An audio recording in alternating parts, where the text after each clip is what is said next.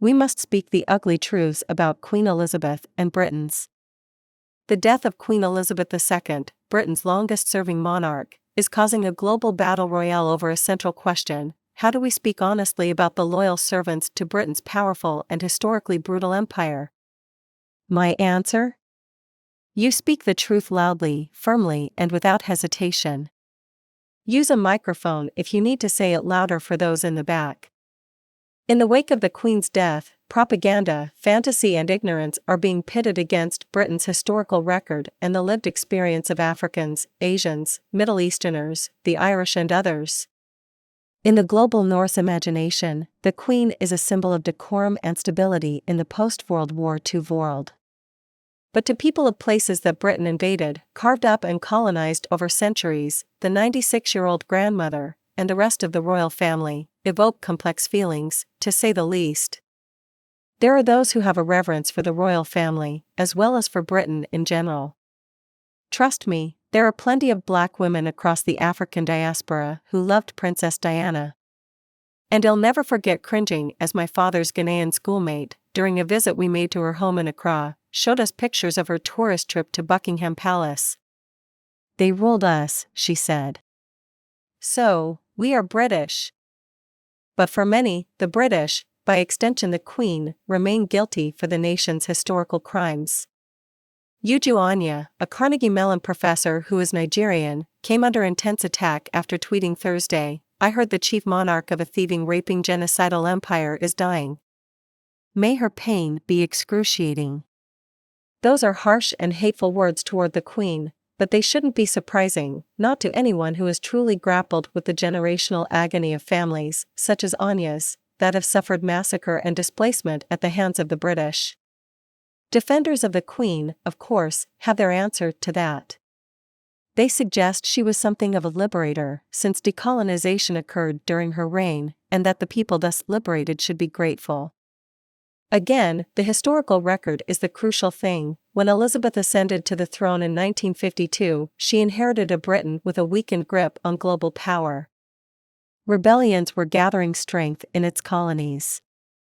The economic drain from the conflicts, coupled with the growing independence movements in Africa and India, all but forced Britain to pull back. Yet, even then, Britain under Elizabeth did not just let its prized colonies go. From 1952 to 1963, British forces crushed the Mau Mau rebellion in Kenya, forcing between 160,000 and 320,000 Kenyans into concentration camps. Kenyan tribes are suing the British government at the European Court of Human Rights for land theft and torture. Royalists will argue, too, that as a constitutional, symbolic monarch, Queen Elizabeth bore little responsibility for the ills that occurred during her long reign. But symbols matter. Elizabeth willingly took on the role of representing British power and wealth. She willingly adorned herself with jewels plundered from former colonies. Her image is on the currencies of many former colonies. By stewarding the British Commonwealth, she willingly took on the symbolic, patronizing role of white mother to the darker peoples of the former empire. All while reportedly banning colored immigrants or foreigners from serving in royal clerical roles until the 1960s. And still others say we shouldn't talk ill of Britain at this moment. That the past is long gone. That we should forget about it.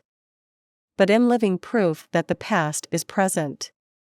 My mother, born in pre-independence Nigeria, recalls having to celebrate Empire Day, marching in stadiums and singing "God Save the Queen." Several years after Nigeria's independence in 1960, Britain sided with the Nigerian forces to crush the Biafran secession efforts. Some 1 million people of the Igbo ethnic tribe were killed or starved to death.